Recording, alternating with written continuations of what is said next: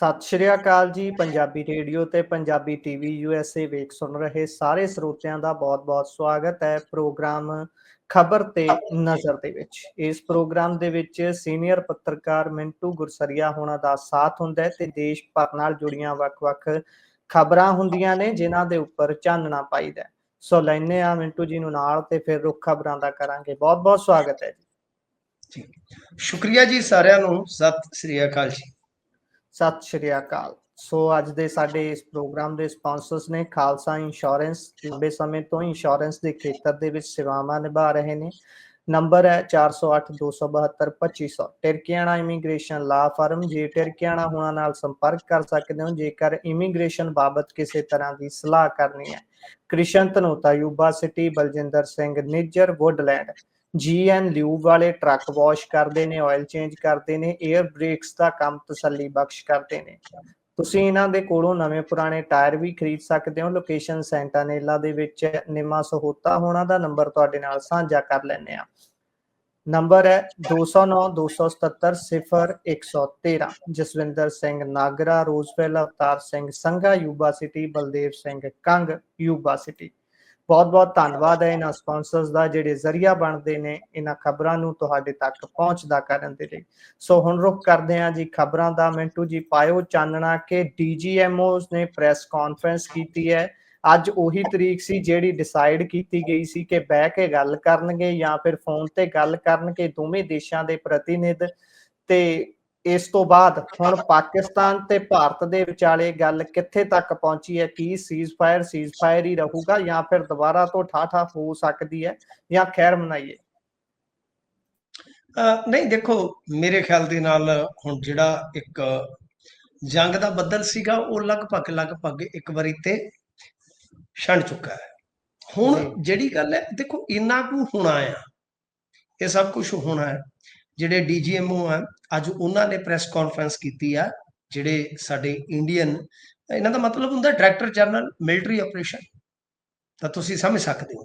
ਤਾਂ ਫੌਜਾਂ ਦੇ ਜਿਹੜੇ ਮੁਖੀ ਹੁੰਦੇ ਨੇ ਜਾਂ ਡਾਇਰੈਕਟਰ ਜਨਰਲ ਹੁੰਦੇ ਨੇ ਉਹ ਆਪਣੇ ਪੱਧਰ ਤੇ ਬਰੀਫ ਕਰਦੇ ਨੇ ਕਿ ਸਾਡੀ ਫੌਜ ਨੇ ਕੀ ਕੁਝ ਕੀਤਾ। ਤਾਂ ਉਹਨਾਂ ਨੇ ਸਿੱਧੇ ਤੌਰ ਤੇ ਇੱਕ ਤੇ ਇਹ ਦਾਅਵਾ ਕੀਤਾ ਕਿ ਅਸੀਂ ਇਹਨਾਂ ਦੇ 에ਅਰਵੇਜ਼ ਜਿਹੜੇ ਸੀਗੇ ਬਹੁਤ ਜ਼ਿਆਦਾ ਫੁੰਡੇ, ਮਤਲਬ ਕਿ ਪੂਰਾ ਇਹਨਾਂ ਨੂੰ ਤਹਿਸ ਨਹਿਸ ਕਰ ਦਿੱਤਾ। ਅਤੇ ਇਸ ਤੋਂ ਇਲਾਵਾ ਕਿ 100 ਅੱਤਵਾਦੀ ਮਾਰਿਆ, 30-35 ਅਧਿਕਾਰੀ ਜਾਂ ਫੌਜੀ ਇਹਨਾਂ ਦੇ ਉਹ ਹਲਾਕ ਹੋਏ ਨੇ। ਮਤਲਬ ਕਿ ਇਸ ਤਰ੍ਹਾਂ ਦੇ ਦਾਅਵੇ ਕੀਤੇ ਗਏ ਨੇ ਸਮੇਤ ਸਬੂਤਾਂ ਦੇ। ਇਹ ਜਿਹੜੀਆਂ ਗੱਲਾਂ ਨੇ ਉਹ ਰੱਖੀਆਂ ਗਈਆਂ, ਠੀਕ ਹੈ ਨਾ ਜੀ। ਸੋ ਉਹ ਆਪਣੇ ਪੱਧਰ ਤੇ ਆ। ਇੱਧਰ ਹੁਣ ਜੇ ਤੁਸੀਂ ਦੇਖੋਗੇ ਇਸ ਵੇਲੇ ਪ੍ਰਧਾਨ ਮੰਤਰੀ ਖੁਦ ਨਰਿੰਦਰ ਮੋਦੀ ਹੋਰਾਂ ਨੇ ਸਪੀਚ ਦਿੱਤੀ ਆ ਦੇਸ਼ ਦੇ ਨਾਮ। ਇਹ ਉਹਨਾਂ ਦਾ ਪਹਿਲਾ ਸੰਬੋਧਨ ਸੀਗਾ ਇਸ ਸਾਰੇ ਘਟਨਾਕ੍ਰਮ ਤੋਂ ਬਾਅਦ। ਤਾਂ ਉਹਨਾਂ ਨੇ ਜੋ ਗੱਲ ਕਹੀ ਆ, ਇੱਕ ਤੇ ਇਹ ਵੱਡੀ ਗੱਲ ਕਹੀ ਆ ਕਿ ਵੇਖੋ ਇਹ ਜਿਹੜਾ ਆਪਰੇਸ਼ਨ ਸਿੰਧੂਰ ਆ ਇਹ ਮਤਲਬ ਕਿ ਮੁਲਤਵੀ ਹੋਇਆ, ਮੁੱਕਿਆ ਨਹੀਂ। ਯਾਨੀ ਉਹਨਾਂ ਨੇ ਇਹ ਗੱਲ ਕਹੀ ਆ ਕਿ ਬਈ ਜੇ ਟੈਰਰ ਦੀ ਆਪਾਂ ਗੱਲ ਕਰੀਏ ਤਾਂ ਉਹ ਕਹਿੰਦੇ ਕਿ ਟੈਰਰ ਤੇ ਗੱਲਬਾਤ ਇਕੱਠੇ ਨਹੀਂ ਚੱਲ ਸਕਦੇ। POK ਤੇ ਅਤੇ ਅੱਤਵਾਦ ਤੇ ਗੱਲ ਹੋ ਸਕਦੀ ਹੈ, ਇਸ ਤੋਂ ਇਲਾਵਾ ਕੋਈ ਨਹੀਂ। ਨਾਲ ਇਹ ਕਿਹਾ ਕਿ ਪਰਮਾਣੂ, ਜਿਵੇਂ ਉਹ ਤੁਹਾਨੂੰ ਪਤਾ ਪਾਕਿਸਤਾਨੀ ਉਹਨਾਂ ਦੇ ਤੇ ਮੌਲਵੀ ਕਹੀ ਜਾਂਦੇ ਹੁੰਦੇ ਅਸੀਂ ਕੋਈ ਵਿਆਹ ਤੇ ਚਲਾਉਣ ਵਾਸਤੇ ਥੋੜੀ ਰੱਖੇ ਆ। ਤੇ ਉਹ ਮਤਲਬ ਕਿ ਕਹਿੰਦੇ ਵੀ ਪਰਮਾਣੂ ਦੇ ਨਾਮ ਤੇ ਬਲੈਕਮੇਲਿੰਗ ਨਹੀਂ ਚੱਲੇਗੀ। ਅੱਤਵਾਦੀ ਹਮਲਾ ਹੋਇਆ, ਅਸੀਂ ਮੂੰਹ ਤੋੜਵਾ ਜਵਾਬ ਦੇਵਾਂਗੇ। ਯਾਨੀ ਪਾਣੀ ਤੇ ਖੂਨ ਇਕੱਠੇ ਨਹੀਂ ਚੱਲਣਗੇ, ਟੈਰਰ ਤੇ ਗੱਲਬਾਤ ਇਕੱਠੀ ਨਹੀਂ ਚੱਲੇਗੀ। ਅਸੀਂ 3 ਦਿਨਾਂ 'ਚ ਹੀ ਉਹ ਕਹਿੰਦੇ ਕਿ ਪਾਕ ਨੂੰ ਤਬਾਹ ਕੀਤਾ ਤੇ ਜਦੋਂ ਅਸੀਂ ਹਿੱਕ 'ਚ ਵੱਜੇ ਆ ਤੇ ਇਹ ਦੁਨੀਆ ਦੇ ਕੋਲ ਨਸਿਆ ਗਿਆ, ਭੱਜ ਕੇ ਗਿਆ। ਹੁਣ ਦੇਖੋ ਜਿਹੜੀ ਇਹ ਸਪੀਚ ਹੈ ਨਾ, ਹਾਲਾਂਕਿ ਸਾਰੀ ਸਪੀਚ ਮੈਂ ਨਹੀਂ ਸੁਣ ਸਕਿਆ, ਹੁਣੇ ਆ ਕੇ ਮੈਂ ਕੁਛ ਜੋ ਚੱਲਦੀਆਂ ਪਈਆਂ ਨੇ ਮੀਡੀਆ ਦੇ ਵਿੱਚ ਪੱਟੀਆਂ, ਉਹਨਾਂ 'ਚ ਵੀ ਇਹ ਚੀਜ਼ਾਂ ਨੋਟ ਕੀਤੀਆਂ ਨੇ। ਇਹ ਜਿਹੜੀ ਸਪੀਚ ਆ ਪ੍ਰਧਾਨ ਮੰਤਰੀ ਸਾਹਿਬ ਦੀ, ਸਾਰੀ ਸੁਣਾਂਗੇ ਤਾਂ ਹੋਰ ਵੀ ਡੀਪਲੀ ਸਮਝ ਆਏਗੀ। ਮੈਨੂੰ ਇਉਂ ਲੱਗਦਾ ਆ ਕਿ ਦੇਖੋ ਅੱਗੇ ਵੀ ਮੈਂ ਇਹ ਗੱਲ ਕਹੀ ਸੀ ਕਿ ਸਿੰਦੂਰ ਸ਼ਬਦ ਆਪਣੇ ਆਪ ਦੇ ਵਿੱਚ ਵਿਆਖਿਆ ਮੰਗਦਾ ਹੈ। ਤੇ ਸਿੰਦੂਰ ਸ਼ਬਦ ਜਿਹੜਾ ਹੈ ਉਹ ਕੁਝ ਸਟੇਟਾਂ 'ਚ ਬਹੁਤ ਹੀ ਜ਼ਿਆਦਾ ਜਜ਼ਬਾਤੀ ਸ਼ਬਦ ਹੈ, ਖਾਸ ਤੌਰ ਤੇ ਬਿਹਾਰ, UP ਅਤੇ ਬੰਗਾਲ ਦੇ ਵਿੱਚ। ਤੇ ਇਹਨਾਂ ਤਿੰਨਾਂ ਸਟੇਟਾਂ ਦੇ ਵਿੱਚ ਆਉਣ ਵਾਲੇ ਸਮੇਂ 'ਚ ਇਲੈਕਸ਼ਨ ਹੈ, ਜਾਂ ਕਹਿ ਲਓ ਕਿ ਭਾਰਤੀ ਜਨਤਾ ਪਾਰਟੀ ਨੂੰ ਵੋਟਾਂ ਦੀ ਲੋੜ ਹੈ। ਮੋਦੀ ਸਾਹਿਬ ਨੇ ਜਿਹੜੀ ਸਪੀਚ ਦਿੱਤੀ ਆ, ਸਪੀਚ ਮੈਂ ਸਮਝਦਾ ਕੋਈ ਮਾੜੀ ਨਹੀਂ ਹੈ।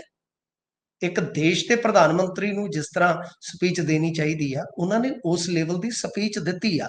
ਪਰ ਇਸ ਸਪੀਚ ਨੂੰ ਜਦੋਂ ਆਪਾਂ ਗੌਰ ਦੇ ਨਾਲ ਇਹਦੇ ਅੰਸ਼ ਵੇਖੀਏ, ਥੋੜਾ ਜਿਹਾ ਸਮਝਣ ਦਾ ਯਤਨ ਕਰੀਏ, ਤਾਂ ਇਹ ਆ ਕਿ ਇਹਨਾਂ ਨੇ ਜਿਸ ਤਰ੍ਹਾਂ ਦੀਆਂ ਗੱਲਾਂ ਕੀਤੀਆਂ ਨੇ ਠੋਕ ਵਜਾ ਕੇ, ਮੈਨੂੰ ਇਉਂ ਲੱਗਦਾ ਕਿ ਦੇਖੋ ਨਰਿੰਦਰ ਮੋਦੀ ਹੋਰੀ ਹੁਣ ਇਸ ਚੀਜ਼ ਦਾ ਇੱਕ ਤੇ ਇਹ ਆ ਕਿ ਗੱਜ ਵੱਜ ਕੇ ਪ੍ਰਚਾਰ ਕਰ ਰਹੇ ਆ ਕਿ ਅਸੀਂ ਪਾਕਿਸਤਾਨ ਨੂੰ ਕੁੱਟਿਆ। ਦੂਜੀ ਚੀਜ਼ ਕਿ ਦੇਖੋ ਉਹ ਜੋ ਹੁਣ ਕਰਨ ਜਾ ਰਹੇ ਆ, ਮੇਰੇ ਖਿਆਲ ਦੇ ਨਾਲ ਉਹ ਹੈ ਲੋਕਲ ਪੋਲਿਟਿਕਸ ਨੂੰ ਪ੍ਰਭਾਵਿਤ ਕਰਨ ਦਾ ਯਤਨ। ਇਹਦੇ ਵਿੱਚ ਅੱਜ ਭਾਰਤੀ ਜਨਤਾ ਪਾਰਟੀ ਨੇ ਵੀ ਪੀਸੀ ਕੀਤੀ ਹੈ ਨਾ, ਹਾਲਾਂਕਿ ਕਾਂਗਰਸ ਪੀਸੀ ਕਰ ਰਹੀ ਆ। ਉਹਨਾਂ ਨੇ ਜਿਹੜੀ ਪੀਸੀ ਕੱਲ ਕੀਤੀ ਸੀ ਉਹਦੇ ਵਿੱਚ ਸਵਾਲ ਚੁੱਕੇ ਸੀਗੇ ਕਿ ਭਾਈ ਇੰਡੀਆ ਦੀ ਜਿਹੜੀ ਸਿਧਾਂਤਕ ਪਹੁੰਚ ਸੀ ਕਿ ਵਿਚੋਲਾ ਨਹੀਂ, ਜਿਹਦੇ ਤੇ ਆਪਾਂ ਡੇ 1 ਤੋਂ ਹੀ ਮੈਂ ਤੁਹਾਨੂੰ ਗੱਲ ਦੱਸਤੀ ਸੀ ਕਿ ਜਿੱਦਣ ਇਹ ਸੀਜ਼ ਫਾਇਰ ਹੋਇਆ, ਮੈਂ ਕਿਸੇ ਰਜੇਵੇਂ 'ਚ ਸੀਗਾ, ਮੇਰਾ ਐਕਸੀਡੈਂਟ ਹੋ ਗਿਆ ਸੀਗਾ ਉਸ ਦਿਨ, ਥੋੜਾ ਮੈਂ ਤੁਹਾਨੂੰ ਸਮਾਂ ਦੇ ਸਕਿਆ। ਗੱਲ ਇਹ ਆ ਕਿ ਬਈ ਹੁਣ ਜੇ ਤੁਸੀਂ ਵੇਖੋਗੇ ਤਾਂ ਉਹੀ ਚੀਜ਼ ਆ ਕਿ ਸਿਧਾਂਤਕ ਪਹੁੰਚ ਜਿਹੜੀ ਆ ਉਹ ਇੰਡੀਆ ਦੀ ਇਹ ਸੀਗੀ, ਚਾਹੇ ਤੁਸੀਂ ਸ਼ਿਮਲਾ ਸਮਝੌਤਾ ਦੇਖੋ, ਲਾਹੌਰ ਡਿਕਲੇਰੇਸ਼ਨ ਦੇਖੋ, ਤਾਂ ਇਹਨਾਂ ਨੇ ਤੀਸਰਾ ਬੰਦਾ ਨਹੀਂ ਸੀ ਪਾਉਣਾ, ਯਾਨੀ ਤੀਸਰੀ ਧਿਰ ਕਦੇ ਵਿਚੋਲਗੀ ਉਹਦੀ ਕਬੂਲ ਨਹੀਂ ਕਰਨੀ, ਪਰ ਇਹਨਾਂ ਨੇ ਕਰ ਲਈ। ਦੂਜਾ, ਇੰਟਰਨੈਸ਼ਨਲੀ ਜੇ ਤੁਸੀਂ ਕੁਝ ਰਿਪੋਰਟਾਂ ਵੇਖੋਗੇ ਤਾਂ ਇਸ ਸਾਰੇ ਆਪਰੇਸ਼ਨ ਨੂੰ ਜਾਂ ਕਹਿ ਲਓ ਸਟ੍ਰਾਈਕ ਨੂੰ ਕੁਝ ਸਵਾਲਾਂ ਦੇ ਜਵਾਬ ਦੇਣੇ ਪੈ ਸਕਦੇ ਆ ਆਉਣ ਵਾਲੇ ਸਮੇਂ 'ਚ ਕਿ ਜਿਹੜਾ ਇੰਡੀਆ ਦਾ ਨੁਕਸਾਨ ਹੋਇਆ ਉਹ ਠੀਕ ਨਹੀਂ ਦੱਸਿਆ ਜਾ ਰਿਹਾ।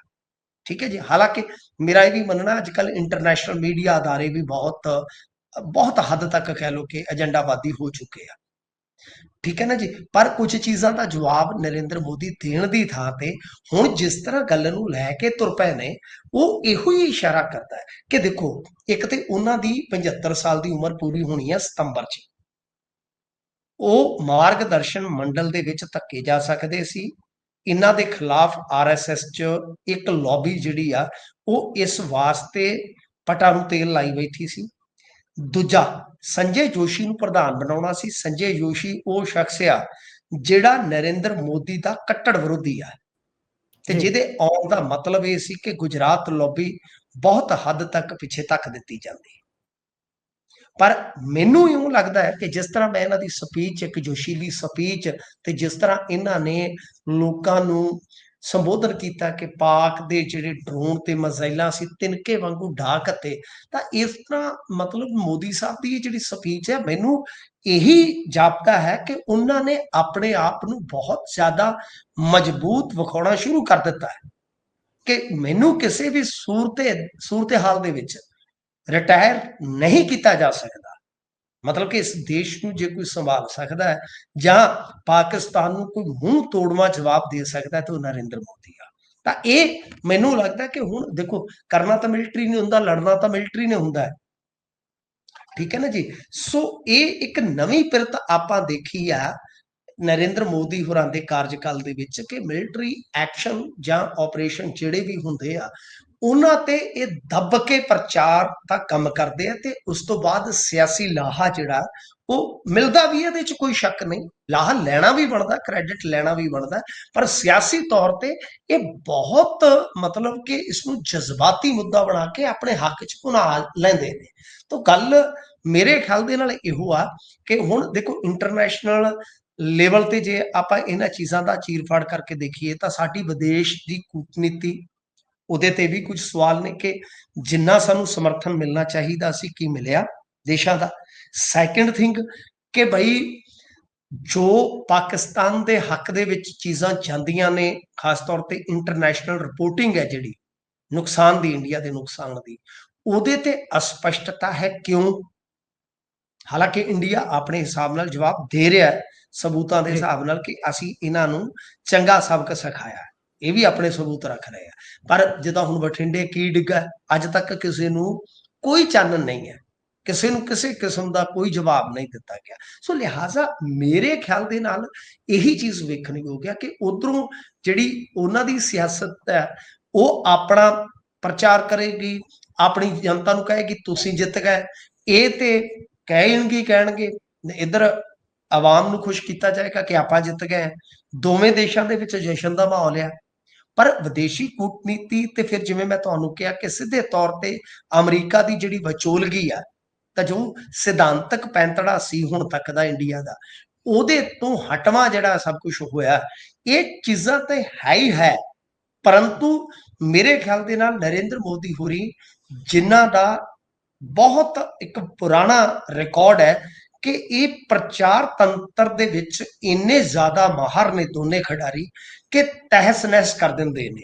ਸੋ ਇਹਨਾਂ ਦਾ ਜਿਹੜਾ ਨੈਰੇਟਿਵ ਆ, ਉਹ ਇਸ਼ਾਰਾ ਮੇਰੇ ਖਿਆਲ ਦੇ ਨਾਲ ਐਸੇ ਗੱਲ ਦਾ ਕਰਦਾ ਹੈ ਕਿ ਨਰਿੰਦਰ ਮੋਦੀ ਡੈਫੀਨੇਟਲੀ ਮਜ਼ਬੂਤ ਹੋਏ ਆ ਤੇ ਉਹ ਆਪਣੀ ਜੋ ਅੰਦਰੂਨੀ ਪੋਲਿਟਿਕਸ ਹੈ, ਚਾਹੇ ਆਰਐਸਐਸ ਦੀ ਚਾਹੇ ਭਾਜਪਾ ਦੀ, ਉਹਦੇ ਵਿੱਚ ਵੀ ਰੰਗ ਜਮਾਉਣਾ ਉਹਨਾਂ ਨੇ ਸ਼ੁਰੂ ਕਰ ਦਿੱਤਾ ਹੈ।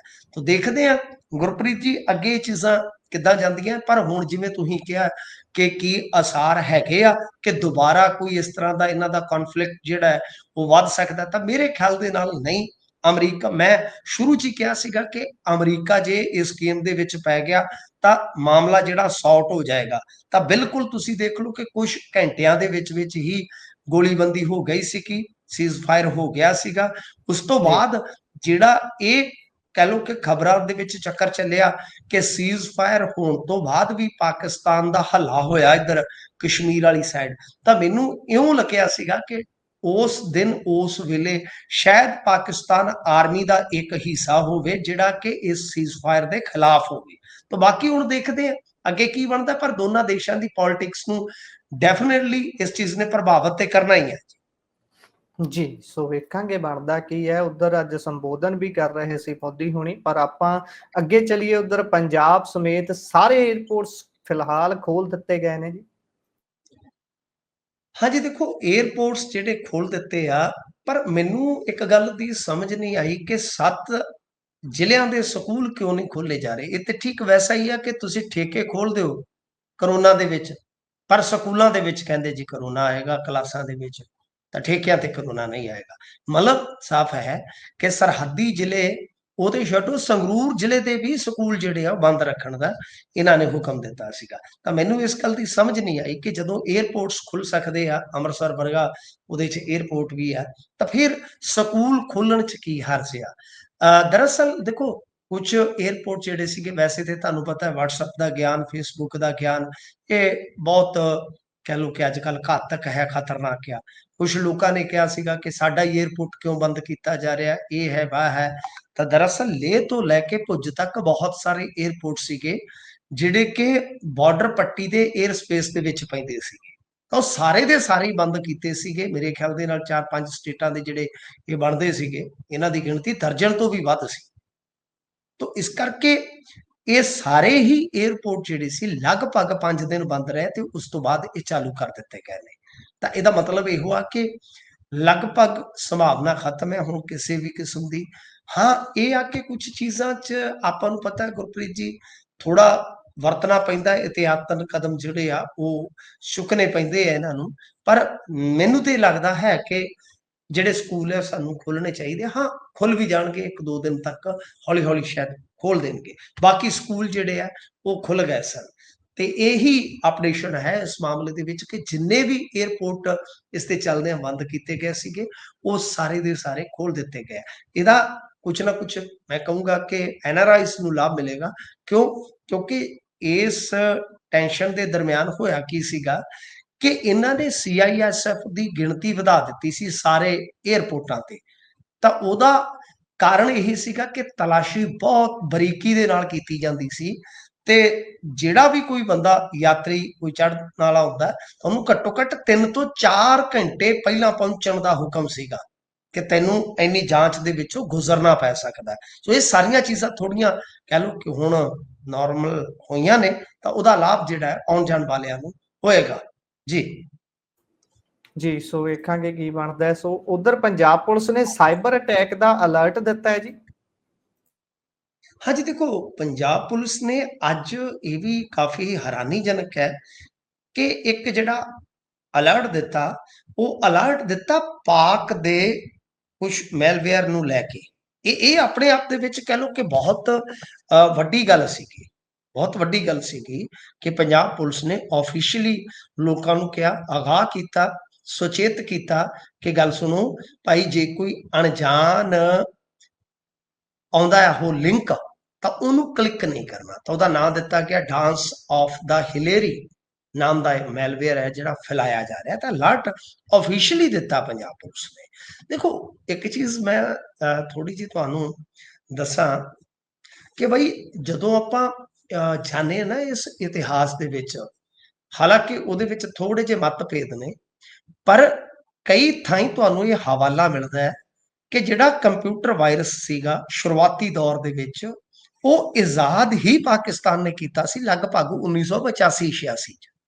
ਤਾਂ ਤੁਸੀਂ ਸੋਚ ਕੇ ਦੇਖੋ ਕਿ ਉਸ ਵੇਲੇ ਚਾਈਨਾ ਪਾਕਿਸਤਾਨ ਦੇ ਨਾਲ ਨਹੀਂ ਸੀਗਾ। ਅੱਜ ਚਾਈਨਾ ਬਹੁਤ ਸਾਰੀ ਤਕਨੀਕ ਉਹਨਾਂ ਨੂੰ ਦੇ ਰਿਹਾ ਹੈ, ਬਹੁਤ ਸਾਰੀ ਤਕਨੀਕ ਉਹਨਾਂ ਨੂੰ ਦੇ ਰਿਹਾ ਹੈ। ਤੇ ਇੱਕ ਮੈਂ ਤਾਂ ਅੱਗੇ ਜੰਗ ਜਿਹੜੀ ਇਹਨਾਂ ਦੀ, ਚਲੋ ਆਪਾਂ ਸਮਾਲ ਸਕੇਲ ਦੀ ਕਹਿ ਲਈਏ ਕਿ ਜਿਹੜੀ ਇਹ ਚੱਲੀ ਸੀਗੀ, ਵੈਸੇ ਤੇ ਚਲੋ ਡਿਕਲੇਅਰਡ ਜੰਗ ਤੇ ਨਹੀਂ ਸੀ, ਅਨਡਿਕਲੇਅਰਡ ਤੇ ਹੈਗੀ ਸੀਗੀ, ਮਾੜੀ ਮੋਟੀ ਤਾਂ ਆਪਾਂ ਕਹਿ ਸਕਦੇ ਕਿ ਜੰਗ ਸਟਾਰਟ ਸੀਗੀ।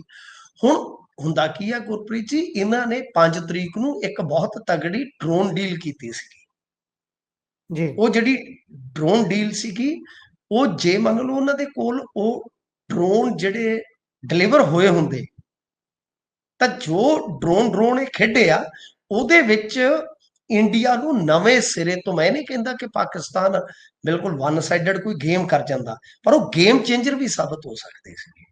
ਸੋ ਇਸ ਕਰਕੇ ਲਾਹੌਰ ਦੇ ਵਿੱਚ ਮੈਟਰੋ ਤੱਕ ਚਲਾ ਦਿੱਤੀ ਆ ਚਾਈਨਾ ਨੇ। ਚਾਈਨਾ ਦਾ ਬਹੁਤ ਧਨ ਲੱਗਾ ਹੋਇਆ। ਸੋ ਇਹਨਾਂ ਨੂੰ ਸਚੇਤ ਜ਼ਰੂਰ ਹੋਣਾ ਪਏਗਾ ਇੰਡੀਆ ਨੂੰ ਕਿ ਚਾਈਨਾ ਦੀ ਤਕਨੀਕ ਤੁਹਾਨੂੰ ਪਤਾ ਹੀ ਹੈ, ਚਾਈਨਾ ਬਹੁਤ ਗਾਂਹ ਤੱਕ ਜਾ ਰਿਹਾ। ਹੁਣ ਜੇ ਤੁਸੀਂ ਇੱਕ ਛੋਟੀ ਜੀ ਗੱਲ ਵੇਖੋ, ਮੈਂ ਇਸ ਨੂੰ ਫਿਰ ਲਿੰਕ ਕਰ ਦਿੰਦਾ ਆ ਪਹਿਲੀ ਖਬਰ ਦੇ ਨਾਲ, ਕਿ ਕੁਝ ਚੀਜ਼ਾਂ 'ਚ ਸਾਨੂੰ ਨਾ ਨਿਊਟਰਲ ਹੋ ਕੇ, ਆ ਮੇਰੇ ਨਾਲ ਹੁਣ ਵੀ ਕੋਈ ਸੱਜਣ ਬਹਿਸ ਰਿਹਾ ਸੀਗਾ ਕਿ ਤੁਸੀਂ ਇਹ ਹੋ, ਤੁਸੀਂ ਉਹ ਹੋ। ਤਾਂ ਗੱਲ ਇਹ ਹੈ ਕਿ ਸਵਾਲ ਭਾਰਤ ਦੀ ਖਾਸੀਅਤ ਇਹ ਹੈ, ਇਹ ਪਾਕਿਸਤਾਨ ਨਹੀਂ ਹੈ। ਇੱਥੇ ਇਸ ਢਾਂਚੇ 'ਚ ਸਵਾਲ ਹੁੰਦੇ ਨੇ, ਇਹ ਖੂਬਸੂਰਤੀ ਹੁੰਦੀ ਆ, ਇੱਥੇ ਸਵਾਲ ਕੀਤੇ ਜਾ ਸਕਦੇ। ਜੇ ਤੁਸੀਂ ਇਹਨਾਂ ਚੀਜ਼ਾਂ ਨੂੰ ਖਤਮ ਕਰ ਦਿਓਗੇ, ਫਿਰ ਤੁਸੀਂ ਉਹਨਾਂ ਦੇ ਨਾਲ ਮਿਲ ਜਾਓਗੇ, ਫਿਰ ਤੇ ਹਿਸਾਬ ਕਿਤਾਬ ਬਰਾਬਰ ਹੀ ਹੋ ਜਾਏਗਾ। ਜਿਵੇਂ ਉਹਨਾਂ ਦੇ ਕੁਝ ਯੂਟਿਊਬਰ ਵਨ ਸਾਈਡਡ ਹੀ ਚੱਲ ਪੈਂਦੇ ਆ ਕਿ ਅਸੀਂ ਤੇ ਇਸਲਾਮ ਨਾਲ ਆ, ਅਸੀਂ ਤੇ ਬਾਈ ਠੀਕ ਹੈ ਨਾ, ਬਈ ਇੱਧਰ ਹੀ ਆ, ਪਾਕ ਆਰਮੀ ਦੇ ਨਾਲ ਜੋ ਸੱਚਾ ਹੈ ਝੂਠਾ ਜੋ ਵੀ ਹੈ, ਗੱਲ ਹੀ ਖਤਮ ਹੋ ਗਈ।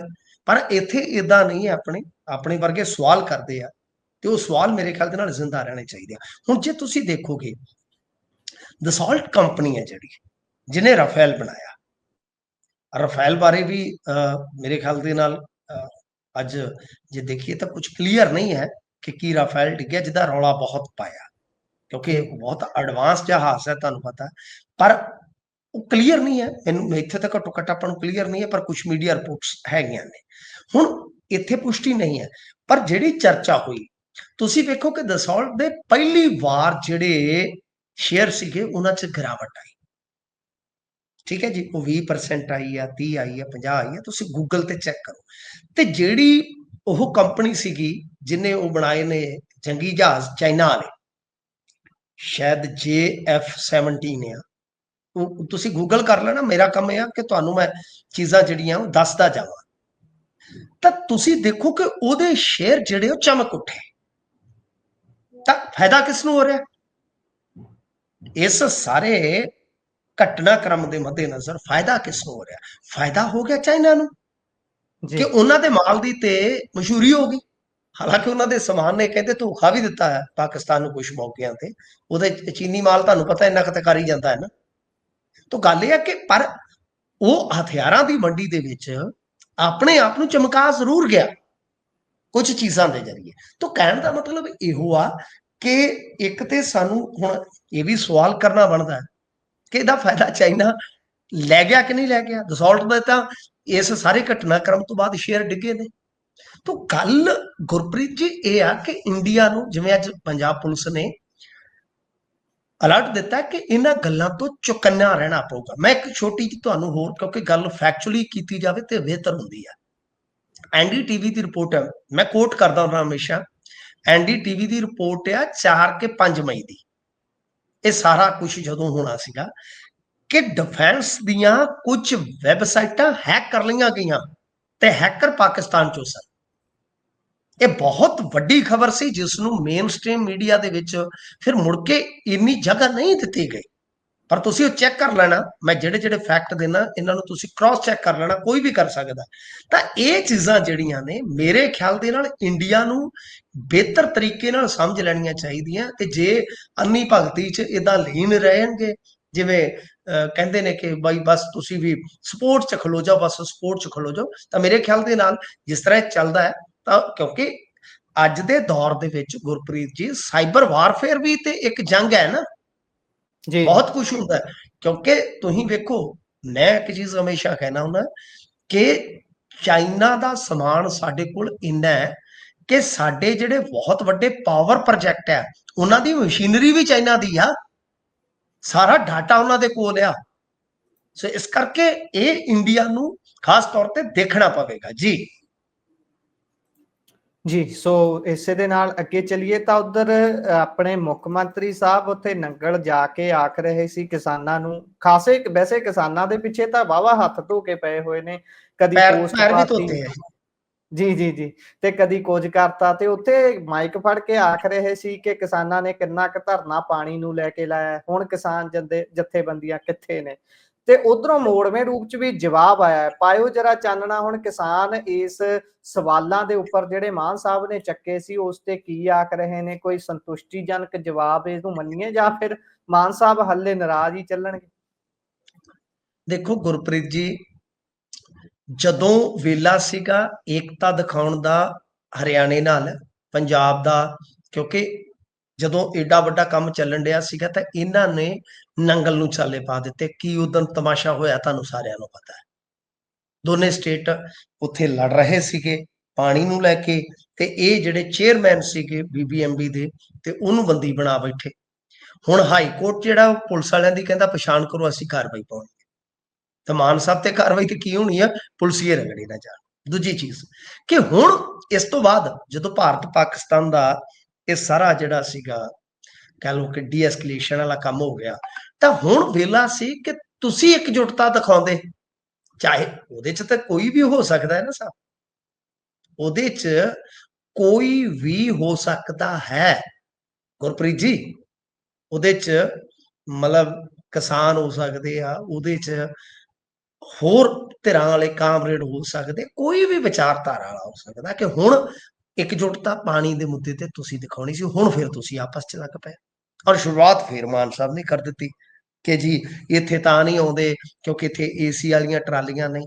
ਉਹਨਾਂ ਨੇ ਜਵਾਬ ਦਿੱਤਾ, ਉਹਨਾਂ ਆਖਿਆ ਕਿ ਅਸੀਂ ਤੇ ਡੈਮ ਸੇਫਟੀ ਐਕਟ ਦਾ ਵੀ ਵਿਰੋਧ ਕੀਤਾ ਸੀ, ਤੁਸੀਂ ਕੀ ਕੀਤਾ ਸੀ ਉਸ ਟਾਈਮ। ਅਸੀਂ ਤੇ ਪਾਣੀਆਂ ਦੇ ਮੁੱਦੇ ਤੇ ਕਈ ਵਾਰ ਮੈਮੋਰੰਡਮ ਦਿੱਤੇ ਨੇ, ਕਈ ਵਾਰ ਧਰਨੇ ਮੁਜ਼ਾਹਰੇ ਕੀਤੇ ਆ, ਤੁਸੀਂ ਹੁਣ ਤੱਕ ਕੀ ਕੀਤਾ। ਤਾਂ ਕਹਿਣ ਦਾ ਮਤਲਬ ਇਹ ਹੈ ਕਿ ਜਥੇਬੰਦੀਆਂ ਨੇ ਵੀ ਮੋੜਵਾਂ ਜਵਾਬ ਦਿੱਤਾ। ਉੱਧਰ ਵੇਖੋ ਜਿਹੜਾ ਕੰਮ ਕਰਨ ਵਾਲਾ ਸੀ ਮਾਨ ਸਾਹਿਬ ਨੇ ਉਹ ਨਹੀਂ ਕੀਤਾ।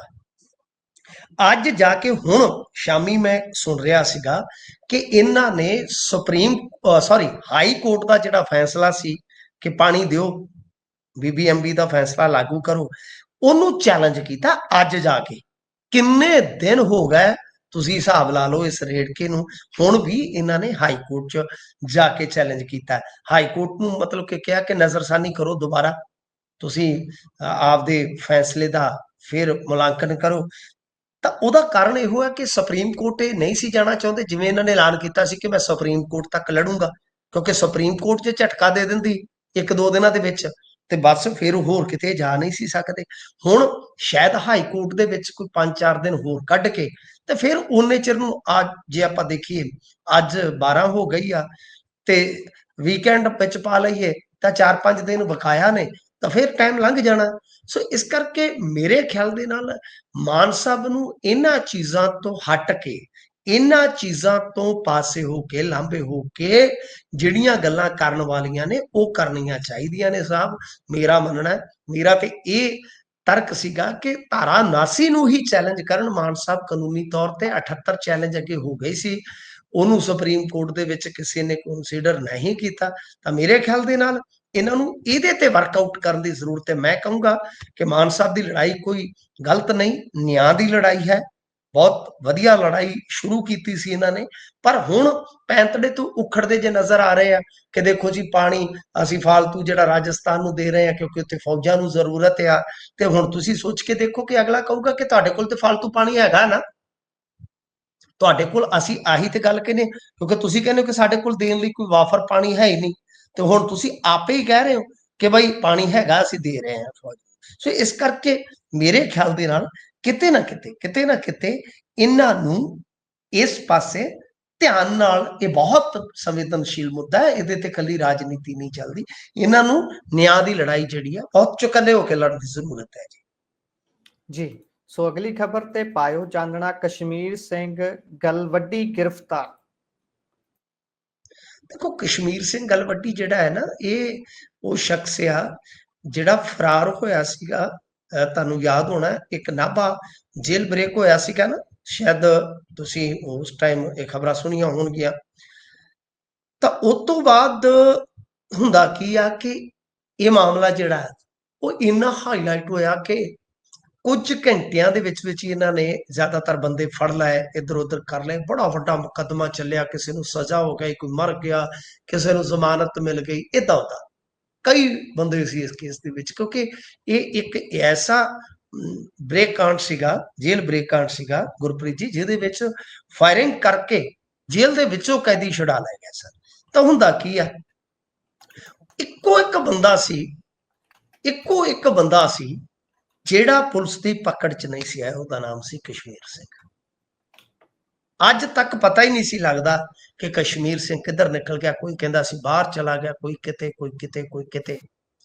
ਹੁਣ ਹੈਰਾਨੀਜਨਕ ਗੱਲ ਇਹ ਆ ਕਿ NIA ਨੇ ਇਹਨੂੰ ਅੱਤਵਾਦੀ ਐਲਾਨ ਦਿੱਤਾ ਸੀਗਾ, ਤੇ ਇਹਦੇ ਤੇ ਥੋੜਾ ਸਮਾਂ ਪਹਿਲਾਂ 10 ਲੱਖ ਦਾ ਨਾਮ ਰੱਖਿਆ ਸੀ, ਤੇ ਅਚਾਨਕ ਹੁਣ ਖਬਰ ਆ ਜਾਂਦੀ ਆ ਨਾਮੀਆਂ ਬਣਾਉਣ ਤੋਂ ਬਾਅਦ, ਹੁਣ ਇਹ ਖਬਰ ਆ ਜਾਂਦੀ ਆ ਕਿ ਇਹਨੂੰ ਫੜਿਆ, ਕੋਈ ਕਹਿੰਦਾ ਹੈ ਕਿ ਨੇਪਾਲ ਤੋਂ ਫੜਿਆ NIA ਨੇ, ਕੋਈ ਇਹ ਵੀ ਕਹਿੰਦਾ ਕਿ ਇਹ ਤੇ ਬਿਹਾਰ 'ਚ ਬੈਠਾ ਸੀ ਮੋਤੀਹਾਰ ਇਲਾਕੇ ਦੇ ਵਿੱਚ। ਇਹ ਆਪਣੇ ਆਪ ਦੇ ਵਿੱਚ ਕਹਿ ਲਓ ਕਿ ਬੜਾ ਵੱਡਾ ਸਵਾਲ ਹੈ, ਬੜਾ ਵੱਡਾ ਪ੍ਰਸ਼ਨ ਹੈ ਕਿ ਜੇ ਉਹ ਇੰਡੀਆ 'ਚ ਸੀ ਤਾਂ ਇੰਨੀਆਂ ਏਜੰਸੀਆਂ ਮਗਰ ਲੱਗੀਆਂ ਹੁਣ ਬੰਦੇ ਦੇ, ਐਡਾ ਵੱਡਾ ਕਾਂਡ, ਤਾਂ ਫਿਰ ਉਹ ਇੰਨੇ ਸਾਲ ਏਦਾਂ ਕਿੱਦਾਂ ਬੈਠਾ ਰਿਹਾ? ਜੇ ਨੇਪਾਲ 'ਚ ਵੀ ਹੋਵੇ ਤਾਂ ਗੁਰਪ੍ਰੀਤ ਜੀ, ਨੇਪਾਲ ਦੇ ਵਿੱਚ ਭਾਰਤੀ ਏਜੰਸੀਆਂ ਦਾ ਬੜਾ ਵੱਡਾ ਤੰਤਰ ਆ, ਤਾਂ ਉੱਥੇ ਵੀ ਸਵਾਲ ਖੜਾ ਹੋਏਗਾ ਕਿ ਕਿੱਦਾਂ ਕਸ਼ਮੀਰ ਸਿੰਘ ਇੰਨਾ ਸਮਾਂ ਇਹਨਾਂ ਦੇ ਰਡਾਰ ਤੋਂ ਬਚਦਾ ਰਿਹਾ। ਜੀ, ਸੋ ਅਗਲੀ ਖਬਰ ਤੇ ਜੇਕਰ ਚਲੀਏ ਤਾਂ ਖਹਿਰਾ ਨੇ ਚੁੱਕਿਆ ਪ੍ਰਵਾਸੀਆਂ ਦਾ ਮੁੱਦਾ। ਦੇਖੋ ਸੁਖਪਾਲ ਸਿੰਘ ਖਹਿਰਾ ਹੋਰਾਂ ਦੀ ਰਾਜਨੀਤੀ ਦੇ ਵਿੱਚ ਇਹ ਇੱਕ ਅਹਿਮ ਨੁਕਤਾ ਹੈ ਜੀ, ਇਹ ਅਹਿਮ ਕਹਿ ਲਓ ਕਿ ਉਹਨਾਂ ਦਾ ਪਿੱਲਰ ਹੈ ਆਈਡੀਓਲੋਜੀ ਦਾ, ਜਿਵੇਂ ਰਾਜਨੀਤੀ ਉਹ ਕਰਦੇ ਨੇ। ਹਾਲਾਂਕਿ ਕਾਂਗਰਸ ਨੇ ਕਦੇ ਵੀ ਆਫੀਸ਼ੀਅਲੀ ਇਸ ਨੂੰ ਆਪਣੇ ਏਜੰਡੇ 'ਚ ਫਿੱਟ ਨਹੀਂ ਕੀਤਾ, ਤੁਹਾਨੂੰ ਪਤਾ ਹੀ ਆ। ਹੁਣ ਇਹਨਾਂ ਨੇ ਇੱਕ ਲਿਖਤੀ ਮੰਗ ਕੀਤੀ ਆ ਕਿ ਇੱਕ ਪ੍ਰਾਈਵੇਟ ਬਿੱਲ ਜਿਹੜਾ ਹੈ ਉਹ ਪੇਸ਼ ਕੀਤਾ ਜਾਵੇ ਆਗਾਮੀ ਸੈਸ਼ਨ ਦੇ ਵਿੱਚ, ਜਿਹਦੇ 'ਚ ਇਹਨਾਂ ਨੇ ਉਹ ਜਿਹੜਾ ਹੈਗਾ Himachal Pradesh Tennessee reforms act 1972 ਅਤੇ ਉੱਤਰਾਖੰਡ ਅਤੇ ਗੁਜਰਾਤ ਦਾ ਉਹਦਾ ਹਵਾਲਾ ਦਿੱਤਾ ਕਿ ਉਸ ਤਰਜ਼ ਤੇ ਇੱਕ ਕਾਨੂੰਨ ਬਣਾਇਆ ਜਾਵੇ। ਸਾਫ਼ ਹੈ ਮਤਲਬ ਕਹਿਣ ਦਾ, ਇਹਨੂੰ ਮੈਂ ਜੇ ਸੰਖੇਪ ਦੇ ਵਿੱਚ ਮੁਖਤਸਰ ਅਰਜ਼ ਕਰਾਂ ਕਿ ਭਾਈ ਇੱਕ ਐਸਾ ਕਾਨੂੰਨ ਬਣਾ ਦਿੱਤਾ ਜਾਵੇ ਜਿੱਥੇ ਸਾਡੀ ਜਿਹੜੀ ਬੋਲੀ ਹੈ, ਸਾਡਾ ਜਿਹੜਾ ਕਹਿ ਲਓ ਕਿ ਡੈਮੋਗ੍ਰਾਫਿਕ ਚੇਂਜ ਦਾ ਇੱਕ ਖਦਸ਼ਾ ਹੈ, ਇਹਨਾਂ ਸਾਰੀਆਂ ਚੀਜ਼ਾਂ ਤੋਂ ਬਚਾਇਆ ਜਾ ਸਕੇ ਸਾਨੂੰ। ਯਾਨੀ ਕੋਈ ਵੀ ਬਾਹਰੋਂ ਆਇਆ ਵਿਅਕਤੀ ਇੱਥੇ ਆਸਾਨੀ ਦੇ ਨਾਲ ਜਾਇਦਾਦ ਜ਼ਮੀਨ ਜਿਹੜੀ ਆ ਉਹ ਨਾ ਖਰੀਦ ਸਕੇ। ਕਹਿਣ ਦਾ ਮਤਲਬ ਇਹ, ਇਹਨੂੰ ਮੁੱਖ ਦੇ ਸ਼ਬਦਾਂ ਦੇ ਵਿੱਚ ਆਪਾਂ ਇਉਂ ਬਿਆਨ ਸਕਦੇ ਹਾਂ। ਹੁਣ ਗੁਰਪ੍ਰੀਤ ਜੀ ਚੱਕਰ ਇਹ ਆ ਕਿ ਭਾਈ ਠੀਕ ਆ, ਸੁਖਪਾਲ ਸਿੰਘ ਖਹਿਰਾ, ਲੱਖਾ ਸਿਧਾਣਾ, ਅਮਿਤੋਜ ਮਾਨ, ਇਹ ਕੁਝ ਬੰਦੇ ਆ ਜਾਂ ਹੋਰ ਵੀ ਨੇ ਜਿਨ੍ਹਾਂ ਦੀ ਰਾਜਨੀਤੀ 'ਚ ਇਹ ਚੀਜ਼ ਹੈਗੀ ਆ, ਇਹ ਮੁੱਦਾ ਚੁੱਕਦੇ ਨੇ। ਠੀਕ ਹੈ ਜੀ, ਮੁੱਦਾ ਚੁੱਕਣ ਦਾ, ਮੈਂ ਜਿਵੇਂ ਕਿਹਾ ਕਿ ਸਵਾਲ ਚੁੱਕਣ ਦਾ, ਮੁੱਦਾ ਚੁੱਕਣ ਦਾ ਕਿਸੇ ਵੀ ਡੈਮੋਕ੍ਰੇਸੀ 'ਚ ਅਧਿਕਾਰ ਹੁੰਦਾ, ਹੱਕ ਹੁੰਦਾ। ਸੁਖਪਾਲ ਸਿੰਘ ਖਹਿਰਾ ਜੇ ਤੇ ਇਹ ਕੰਮ ਕਾਂਗਰਸ ਸਰਕਾਰ ਵੇਲੇ ਤਗੜੇ ਹੋ ਕੇ ਕਰਵਾ ਲੈਂਦੇ ਤੇ ਬਿਹਤਰ ਸੀ, ਪਰ ਉਦੋਂ ਇਹਨਾਂ ਨੇ ਸ਼ਿੱਦਤ ਨਾਲ ਚੁੱਕਿਆ ਨਹੀਂ। ਹੁਣ ਮਸਲਾ ਉਲਟ ਆ। ਹੁਣ ਗੁਰਪ੍ਰੀਤ ਜੀ, ਜਿੰਨਾ ਕੁ ਆਪਾਂ ਦੇਖਦੇ ਹਾਂ, ਤੁਸੀਂ ਵੀ ਇੱਥੇ ਰਹਿੰਦੇ ਹੋ ਤੇ ਮੈਂ ਵੀ ਇੱਥੇ ਰਹਿਣਾ, ਕਿ ਜਿਹੜੇ ਪ੍ਰਵਾਸੀ ਆ ਉਹ ਬਤੌਰ ਵੋਟਰ ਦੇ ਤੌਰ ਤੇ ਜੇ ਮੈਂ ਵੇਖਾਂ ਤੇ ਉਹ ਇੰਨੇ ਸਟਰੋਂਗ ਹੋ ਗਏ ਨੇ ਕਿ ਕੋਈ ਵੀ ਪੋਲੀਟੀਕਲ ਪਾਰਟੀ ਮੇਰੇ ਖਿਆਲ ਦੇ ਨਾਲ ਤੁਸੀਂ ਮੈਨੂੰ ਦਰੁਸਤ ਕਰ ਦੇਣਾ ਜੇ ਮੈਂ ਗਲਤ ਆ। ਕੋਈ ਵੀ ਪੋਲੀਟੀਕਲ ਪਾਰਟੀ ਇੱਥੇ ਪੰਜਾਬ 'ਚ ਮੈਨੂੰ ਨਹੀਂ ਲੱਗਦਾ ਕਿ ਉਹਨਾਂ ਦੇ ਖਿਲਾਫ ਇਸ ਤਰ੍ਹਾਂ ਦਾ ਕੋਈ ਕਾਨੂੰਨ ਲਿਆਉਣ ਦਾ, ਉਹ ਤਾਂ ਹਮਲ ਤਾਂ ਛੱਡੋ, ਉਹ ਖੁੱਲੇ ਰੂਪ ਦੇ ਵਿੱਚ ਐਲਾਨ ਹੀ ਕਰੇ। ਸੋ ਜੀ ਇਸ ਜੀ ਵਾਸਤੇ ਇਹ ਬਹੁਤ ਵੱਡਾ ਫੈਕਟ ਆ ਕਿ ਠੀਕ ਆ, ਰਾਜਨੀਤੀ ਕਰਨ ਲਈ ਇਹ ਮੁੱਦਾ ਠੀਕ ਹੈ, ਪਰ ਜੇ ਆਪਾਂ ਯਥਾਰਥ ਨੂੰ ਸਮਝੀਏ, ਹਕੀਕਤ ਨੂੰ ਸਮਝੀਏ ਤੇ ਮੁਸ਼ਕਲ ਆ। ਜੀ ਇਹ ਤਾਂ ਹੈ। ਖਾਸ ਤੌਰ ਤੇ ਜੇ ਕਹਿ ਲਈਏ ਆਪਾਂ ਵੀ ਇਹ ਜਿਹੜੀ ਪਾਰਟੀ ਤੋਂ ਇਹ ਆਉਂਦੇ ਨੇ ਜਨਾਬ ਹੁਣੀ, ਉਹ ਤਾਂ ਵੈਸੇ ਹੀ ਨਹੀਂ ਇਹੋ ਜਿਹਾ ਸੋਚ ਸਕਦੇ ਨਾ, ਵੈਸੇ ਵੀ ਕਦੇ ਕੋਈ ਵੀ ਨਹੀਂ ਹੋਰ ਪਾਰਟੀ ਵੀ ਨਹੀਂ ਸੋਚ ਸਕਦੀ। ਨਹੀਂ ਸੋ ਸੋਚ ਸਕਦੀ, ਪ੍ਰੋਗਰਾਮ ਕਿਉਂਕਿ ਉਹ ਬਹੁਤ ਸਟਰੋਂਗ ਹੋ ਗਏ ਹੁਣ, ਉਹਨਾਂ ਦੀ ਵੋਟ ਬਹੁਤ ਜ਼ਿਆਦਾ ਹੈ ਜੀ। ਆਪਾਂ ਇਕੱਲੇ ਲੁਧਿਆਣੇ ਦੀ ਗੱਲ ਕਰ ਲਈਏ, ਜੇ ਲੁਧਿਆਣੇ ਚੋਂ ਪ੍ਰਵਾਸੀ ਕੱਢ ਦਈਏ ਤਾਂ ਲੁਧਿਆਣਾ ਕਾਹਦਾ ਬਚਣਾ ਪਿੱਛੇ, ਮੈਨੂੰ ਤਾਂ ਐ ਜਾਪਦਾ। ਸਹੀ ਹੈ ਜੀ, ਸੀ ਉਹ ਜਿਵੇਂ ਸਤਿੰਦਰ ਸਰਤਾਜ ਨੇ ਕਿਹਾ ਸੀ ਨਾ ਇੱਕ ਗਾਣੇ 'ਚ, ਸ਼ਹਿਰ ਜੇ ਮੁੰਬਈ 'ਚ ਬੰਦੇ ਜੇ ਖਰਾਬ ਕੱਢ ਦਈਏ ਪਿੱਛੇ ਕੀ ਬਚਦਾ। ਪਿੱਛੇ ਕੀ ਬਚਦਾ। ਜੀ ਜੀ। ਸੋ ਪ੍ਰੋਗਰਾਮ ਨੂੰ ਇੱਥੇ ਵਿਰਾਮ ਲਾਉਂਦੇ ਆ। ਸੋ ਤੁਸੀਂ ਜੁੜੇ ਜਾਣਕਾਰੀਆਂ ਸਾਂਝੀਆਂ ਕੀਤੀਆਂ, ਬਹੁਤ ਬਹੁਤ ਧੰਨਵਾਦ ਜੀ। ਧੰਨਵਾਦ ਜੀ। ਸੋ ਇਹ ਸਨ ਸਾਡੇ ਨਾਲ ਮਿੰਟੂ ਗੁਰਸਰੀਆ ਜੀ, ਜਿਨ੍ਹਾਂ ਨੇ ਵੱਖ-ਵੱਖ ਖਬਰਾਂ ਦੇ ਉੱਪਰ ਚਾਨਣਾ ਪਾਇਆ। ਕਿਵੇਂ ਲੱਗਿਆ ਪ੍ਰੋਗਰਾਮ? ਤੁਸੀਂ ਆਪਣੇ ਵਿਚਾਰ, ਰਾਏ, ਟਿੱਪਣੀਆਂ ਸਾਡੇ ਨਾਲ ਸਾਂਝਾ ਕਰ ਸਕਦੇ ਹੋ। ਜੁੜੇ ਰਹੋ ਪੰਜਾਬੀ ਰੇਡੀਓ ਤੇ ਪੰਜਾਬੀ ਟੀਵੀ USA ਦੇ ਨਾਲ। ਪ੍ਰੋਗਰਾਮਾਂ ਦੀ ਲਗਾਤਾਰਤਾ ਇਸੇ ਤਰ੍ਹਾਂ ਦੇ ਨਾਲ ਬਰਕਰਾਰ ਰਹੇਗੀ। ਮੈਨੂੰ ਦਿਓ ਇਜਾਜ਼ਤ। ਧੰਨਵਾਦ। ਸਤਿ ਸ਼੍ਰੀ ਅਕਾਲ।